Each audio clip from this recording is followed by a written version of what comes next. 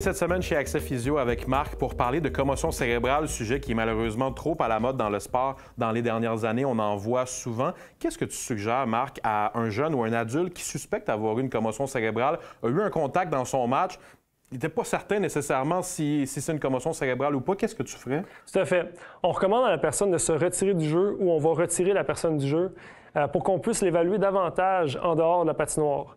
Ce qui se passe, c'est que si on la retire de la patinoire, l'adrénaline va descendre. C'est plus facile d'évaluer si la personne ne se sent pas bien et si donc elle ne réagit pas bien des fois. Et donc, par la suite, c'est plus facile de déterminer peut-être que son cerveau a été ébranlé. Et on a des outils qui nous permettent d'avoir une meilleure prise de décision à cet égard-là, comme le CRT6, le SCAT6, qui aident les parents, les professionnels, les coachs à mieux identifier une possible commotion cérébrale. Et dans les jours qui suivent, est-ce que la procédure change aussi? Comment ça se passe dans les 2, 3, 4, 5 jours? On recommande une période de repos initiale de 24 à 48 heures. Par la suite, quand la personne est capable de le tolérer, on recommande plutôt un repos qui est relatif. C'est-à-dire qu'on veut que la personne se réactive, mais de façon progressive et selon sa tolérance. C'est-à-dire qu'on veut que la personne vienne faire des tâches qui sont physiques, des tâches qui sont mentales, mais de façon dosée et entrecoupée de brèves périodes de repos fréquentes.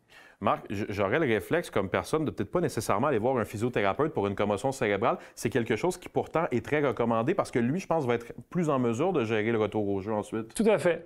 Le physiothérapeute va pouvoir aider la personne à s'orienter à travers les étapes de récupération et surtout, en plus, un physiothérapeute va pouvoir évaluer si on a des déficits ou des blessures au niveau cervical, même au niveau de la mâchoire ou au niveau vestibulaire, qui peuvent s'ajouter puis créer des symptômes qui ressemblent à la commotion cérébrale, mais qui vont ralentir la récupération finalement. S'ils sont présents, on va pouvoir les traiter. Marc, merci beaucoup pour ces suggestions, ces conseils, puis on se retrouve chez Accès Physio. Merci.